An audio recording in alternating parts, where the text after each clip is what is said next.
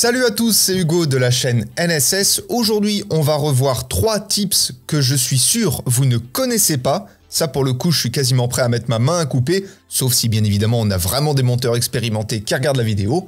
Et je vous propose de commencer tout de suite par le premier. L'effet Ultra Key, vous le connaissez, c'est ce qui va nous permettre d'enlever le fond vert. Et quand on vient sélectionner la petite pipette et qu'on appuie sur la touche CTRL, comme vous le voyez, elle va changer de taille, ce qui va nous permettre de sélectionner la plage verte de manière globale et pas la teinte spécifique, ce qui va nous permettre de détourer notre fond vert de manière beaucoup plus facile, donc de faire gagner du temps en montage. Durant votre montage, imaginons qu'à un moment donné, sans faire exprès, vous avez supprimé l'audio d'une partie spécifique, ce qui fait qu'à un moment donné, vous avez littéralement un trou où il ne se passe rien en termes de son. Et donc l'idée, ça va être de venir récupérer cet audio de la manière la plus simple possible, sans forcément avoir besoin d'aller chercher le fichier, de sélectionner la bonne partie, de faire des découpes et compagnie. L'idée va être très simple, vous allez sélectionner le rush en question, vous allez appuyer sur la touche F, ce qui va vous ouvrir le segment dans le panneau source. Et comme vous le voyez, vous pouvez autant récupérer la vidéo que l'audio. Et là, vous n'avez plus qu'à le reglisser à la bonne place dans la timeline et le tour est joué. Enfin, dans Premiere Pro, un outil que vous allez probablement souvent utiliser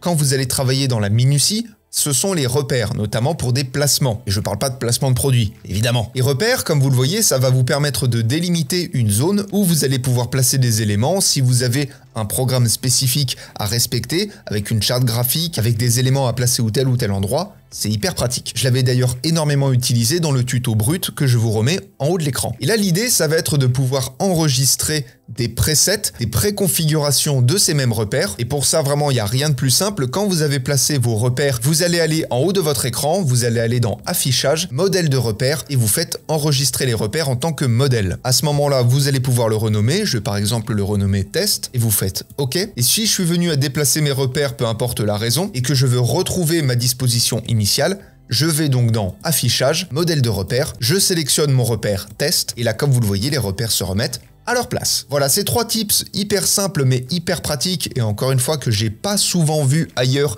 dans des tutos. N'hésitez pas à me dire si vous les connaissiez, ça m'intéresse toujours. Et en attendant de vous retrouver dans de prochaines vidéos, apprenez, utilisez et progressez dans vos montages.